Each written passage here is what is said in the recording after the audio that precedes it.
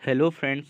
आज मैं प्लेटो की साम्यवाद की आधुनिक साम्यवाद से तुलना पर चर्चा करूंगा। फ्रेंड, इससे पहले मैंने 2 वीडियो में प्लूटो के साम्यवाद को पूरा किया। उसमें मैंने एक वीडियो में बताया कि प्लेटो का संपत्ति साम्यवाद क्या था और दूसरा प्लूटो का परिवार विषयक साम्यवाद क्या था। अब फ्रेंड्स, हम लोग समझने का प्रयास करेंगे जो 2000 साल पहले का लिखा हुआ प्लेटो का साम्यवाद जो अभी आधुनिक कार्ल मार्क्स का साम्यवाद है, उससे तुलना करेंगे कि कहाँ तक उससे मिलता जुलता है और कहाँ कहाँ पर दोनों में मेल नहीं खाता है। तो चलिए फ्रेंड्स, हम लोग शुरू करते हैं आज के विषय पर। प्लेटो ने साम्यवाद की वैसी ही विविधता विवेचन की है जैसे कि कार्ल मार्क्स या किसी और विचारक ने की है। इसी आधार पर अनेक लेखकों के द्वारा प्लेटो को पश्चिमी जगत का प्रथम साम्यवादी विचारक माना गया है। तो फ्रेंड्स, हम लोग जैसा कि मानते हैं कि प्लेटो जिस प्रकार के साम्यवाद लिखा है था 2000 साल पहले, उसी प्रकार आज जो हम लोग कार्ल मार्क्स को जानते हैं साम्यवाद के लिए या कोई और भी विचारक हो, उसी की तरह है। इसी आधार पर क्या है कि बहुत सारे जो विचारक हैं वह प्लेटो को क्या मानते हैं, पश्चिमी जगत का प्रथम साम्यवादी विचारक मानते हैं। फ्रेंड्स, अब हम लोग चर्चा करेंगे कि क्या क्या समानताएं हैं।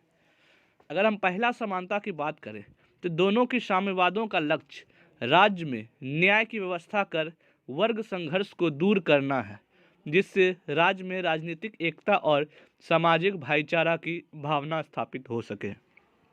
तो फ्रेंड, जैसा कि हम लोग प्लेटो का न्याय सिद्धांत पढ़ा, वह क्या चाहता था? वह आदर्श राज चाहता था। आदर्श राज के लिए वह क्या चाहता था कि न्याय का शासन हो। न्याय क्यों चाहता था? क्योंकि सुकरात जो उसके गुरु थे वो अन्याय का शिकार हुए थे, इसलिए वह चाहते थे कि राज्य में अगर शिक्षा अच्छे से दिया जाए तो अच्छे प्रकार से शासित हो सके। वह एक राज्य के बारे में सोचता था, वह किसी व्यक्तिगत के बारे में नहीं सोचता था। उसी प्रकार अभी का भी देखे जाए साम्यवाद, तो वह भी क्या, राजनीतिक एकता और साम्यवाद सामाजिक भाईचारे की बात करता है।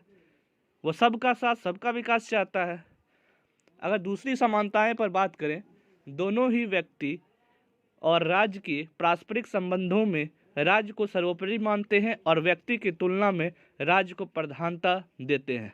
तो फ्रेंड, जैसा कि हम लोगों ने देखा पहले भी कि जैसे कि साम्यवाद में भी क्या हो रहा था कि प्लेटो का साम्यवाद में संपत्ति को नहीं मांग रहा था, ना ही परिवार को मान रहा था। वो व्यक्तिगत निजी जीवन नहीं चाहता था। वह चाहता था कि जो शादी भी हो, विवाह हो, वह राज्य के भलाई, राज्य के विकास के लिए ही हो।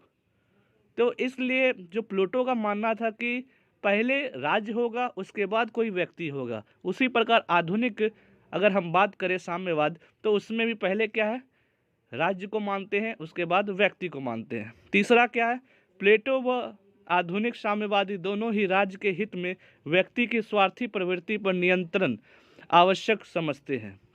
जैसा कि प्लेटो ने का भी था साम्यवाद जो हम लोगों ने पढ़ा, वह क्या चाहता था कि व्यक्ति जो है स्वार्थी नहीं बने। जो प्रशासक है, जो अभिभावक वर्ग है, वो कभी स्वार्थी नहीं बने। तो स्वार्थी नहीं बनने के लिए वो क्या किया कि शिक्षा के जो कटु थे, जो उसमें दिक्कतें थी, उसको हटाने के लिए साम्यवाद लाया। साम्यवाद में किसे वह दोषी पाया? साम्यवाद में स्त्री को दोषी पाया, साम्यवाद में संपत्ति दोषी को पाया। तो वह स्वार्थी नहीं हो कोई व्यक्ति, उसके लिए क्या किया कि साम्यवाद लाया। तो उसी प्रकार इसमें भी है कि चाहता क्या है, आधुनिक साम्यवाद में क्या चाहता है कि व्यक्ति स्वार्थी प्रवृत्ति पर नहीं हो, उसके पे नियंत्रण रखा जाए, कोई ऐसा काम नहीं करे जो राज्य के हित में ना हो। अगर चौथा हम बात करें समानताएं की, तो दोनों सार्वजनिक और सामाजिक हित में ही व्यक्ति का हित समझते हैं। ये बहुत अच्छी बात है। वो चाहते हैं कि सरकार जो राज्य है उसका विकास हो। तो राज्य के विकास के लिए क्या होगा कि सार्वजनिक चीज़ों, सामाजिक हित पर ज़्यादा से ज़्यादा बल दिया जाए, किसी व्यक्तिगत पे बल नहीं दिया जाए। पांचवा क्या है समानताएं, दोनों राज्य में शक्ति और पदों के लिए प्रतिद्वंदता को समाप्त करना चाहते हैं।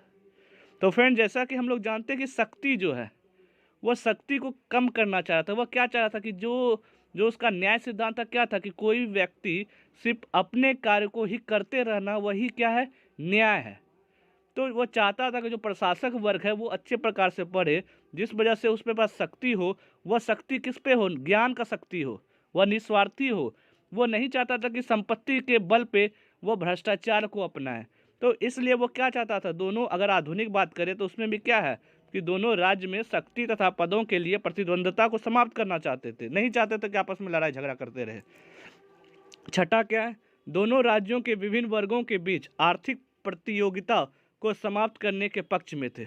यहाँ भी बात वही हुआ था कि प्लेटो ने क्या किया, प्लेटो ने 3 प्रकार से किया वर्ग, उत्पादक वर्ग, सैनिक बल और शासक वर्ग। तो वो चाहता था कि जो उत्पादक वर्ग है वो क्या आर्थिक पे कार्य करे, जो सैनिक बल है क्या वो रक्षा करे, और जो प्रशासक वर्ग है, जो शासक वर्ग है, वह क्या करे, शासन करे। तो वही ना बोल रहा था कि सारे लोग अपने अपने कार्य करो और दूसरे कार्य में हस्तक्षेप नहीं करो, वो न्याय है। तो वो यही चाहता था, साम्यवाद से यही चाहता कि जो विभिन्न विभिन्न वर्ग है सब में आर्थिक प्रतियोगिता को समाप्त करना चाहता था। तो दोनों विचारधाराओं की उपयुक्त समानताओं को दृष्टि में रखते हुए ही संभवतः मैक्सी ने लिखा है, यदि प्लेटो आज जीवित होते तो वे आधुनिक साम्यवादियों से भी प्रबल साम्यवादी होते। तो इन्होंने ठीक ही कहा, जो मैक्सी एक विचारक है, उन्होंने कहा कि अगर प्लेटो आज भी जिंदा होते, 2000 साल पहले का लिखा हुआ है, अगर वो आज भी जिंदा होते तो उसका लिखा हुआ साम्यवाद जो उन्होंने साम्यवाद दिया है वो आज भी कारगर सिद्ध होता है। ये सब समानताएं को देखकर लगता है कि हाँ, प्लेटो का ही साम्यवाद है जो सबसे प्रबल साम्यवाद है। चलिए फ्रेंड्स, अब हम लोग असमानताएं के पर भी चर्चा कर लें कि क्या क्या असमानताएं हैं। पहला क्या है, लक्ष्य का भेद। प्लेटो के साम्यवाद का लक्ष्य राजनीतिक है और वह विशिष्ट प्रकार की आर्थिक योजना के आधार पर राज्य में भ्रष्टाचार तथा कुशासन को दूर कर सुशासन स्थापित करना और राज्य में एकता को बनाए रखना चाहता है। आधुनिक साम्यवाद का प्रधान लक्ष्य आर्थिक है और वह विशेष प्रकार की राजनीतिक व्यवस्था के आधार पर आर्थिक शक्ति का न्यायपूर्ण वितरण करना चाहता है। तो फ्रेंड्स, सबसे इम्पोर्टेंट जो असमानताएं हैं वह क्या, लक्ष्य का भेद। वहाँ पे साम्यवाद जो लाया किस लिए लाया, राजनीतिक के लिए लाया था। क्यों लाया गया था कि वह कोई आर्थिक के लिए नहीं था, वह राजनीतिक में लाया गया कि वो अच्छा प्रकार से उसको शिक्षा मिले, शिक्षा अच्छा से मिलेगा तो वो भ्रष्टाचार को दूर कर सके, वहाँ पर ये था। लेकिन आधुनिक का अगर बात करें वो इकोनॉमिक पे था, वो आर्थिक पे था कि जो आर्थिक है, आर्थिक पर साम्यवाद किया गया था कि सबके पास जो धन है बराबर वितरण हो। दूसरा क्या है, वर्गीय आधार पर। प्लेटो का साम्यवाद, जैसा कि नेप्टाट ने कहा, कि अर्ध साम्यवाद है क्योंकि यह शासक तथा सैनिक वर्ग पर ही लागू होता है जिसकी संख्या संपूर्ण जनसंख्या की आधे से भी कम होती है।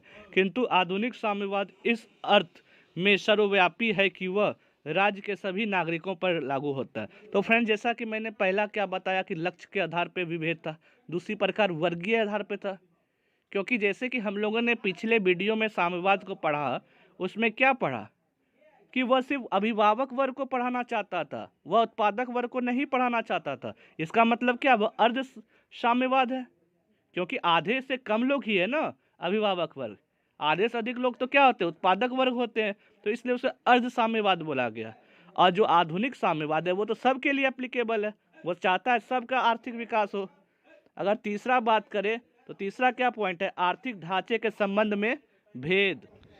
तो प्लेटो का साम्यवाद है वो राज्य के आर्थिक ढांचे को बिल्कुल अपरिवर्तित रखता है। कोई भी उत्पादक या उत्पादन क्रिया का कोई भी अंग इसे प्रभावित नहीं होता, किंतु आधुनिक साम्यवाद के आर्थिक ढांचे को पूर्णतः परिवर्तित कर देता है। तो फ्रेंड, जैसा कि हम लोगों ने पिछले वीडियो में साम्यवाद को पढ़ा, वहाँ क्या था कि आर्थिक ढांचे के संबंध में भेद है। क्यों भेद है, क्योंकि वहाँ आर्थिक जो है वो किसके पास था, उत्पादक के पास था। और साम्यवाद तो किसके ऊपर लागू होता था, वो अभिभावक वर्ग।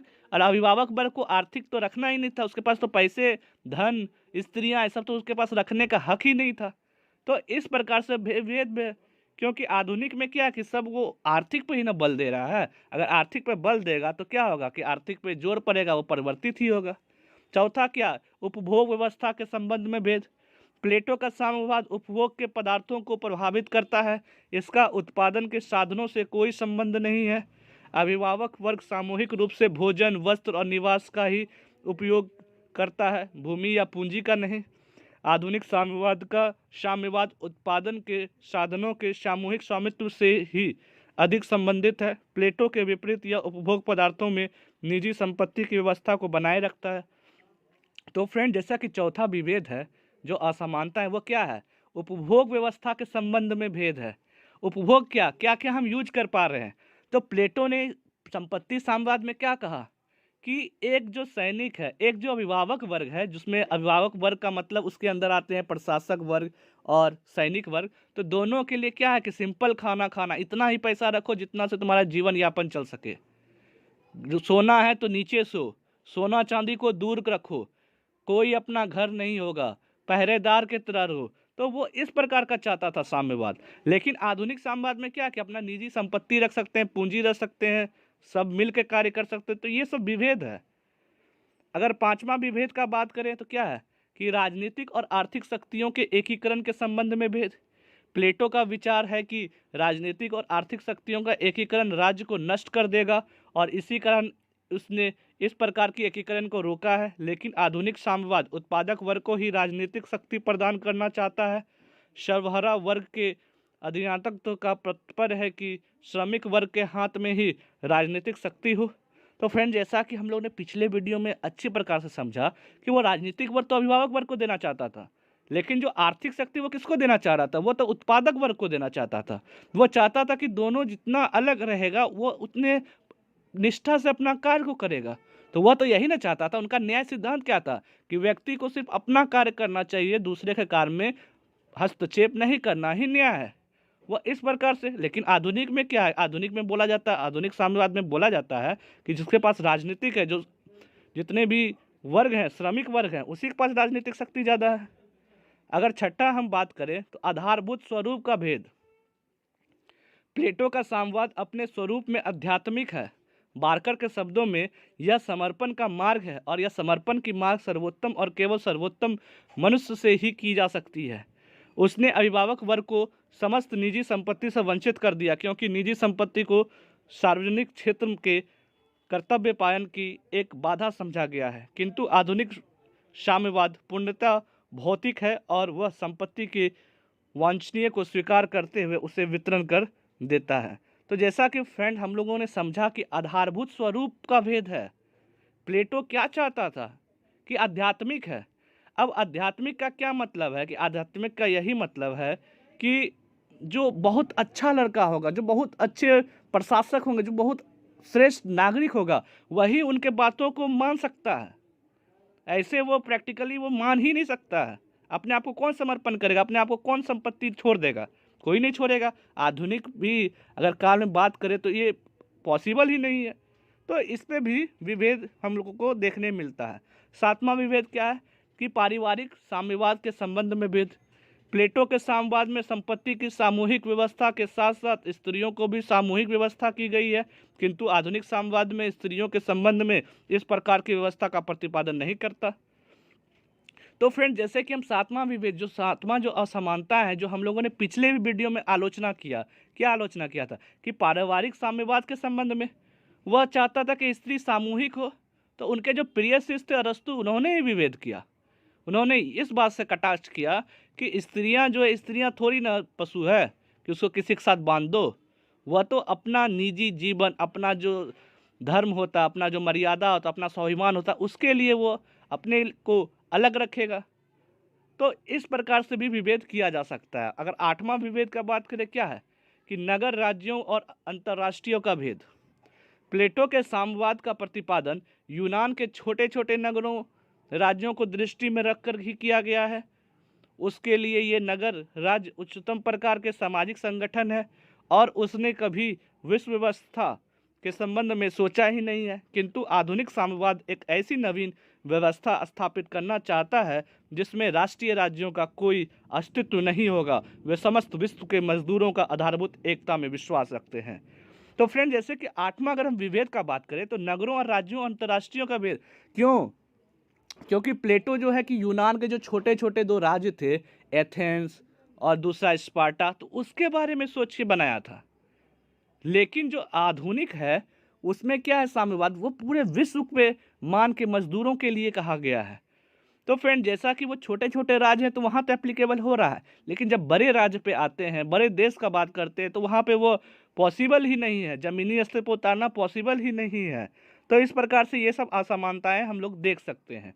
अगर हम निष्कर्ष की ओर जाते हैं तो हम लोग समझते हैं कि वस्तुतः प्लेटो का साम्यवाद आधुनिक साम्यवाद से इतना अधिक भिन्न है कि टेलर के इस कथन को स्वीकार करना पड़ता है कि रिपब्लिक को समाजवाद और साम्यवाद के संबंध में बहुत कुछ कहे जाने के बावजूद वस्तुतः इस ग्रंथ में ना तो समाजवाद पाया जाता है और ना ही साम्यवाद। तो फ्रेंड, जो एक विचारक है टेलर, उन्होंने कहा कि जो रिपब्लिक जो पुस्तक है उसमें जो समाजवाद और साम्यवाद के संबंध में बहुत कुछ कहा गया है, लेकिन अगर उसको हम जमीनी स्तर पर देखें, आधुनिक स्तर पर देखें, तो ना ही उसमें हम समाजवाद देख पा रहे हैं और ना ही हम उसमें साम्यवाद भी देख पा रहे हैं। तो फ्रेंड, जैसा कि हम लोगों ने इस वीडियो में अच्छे प्रकार से समझा प्लेटो की साम्यवाद की आधुनिक साम्यवाद से तुलना को, क्योंकि फ्रेंड्स ये क्वेश्चन बार बार आपके एग्जाम में देखने को मिलेगा कि आपको तुलना करना है। क्यों?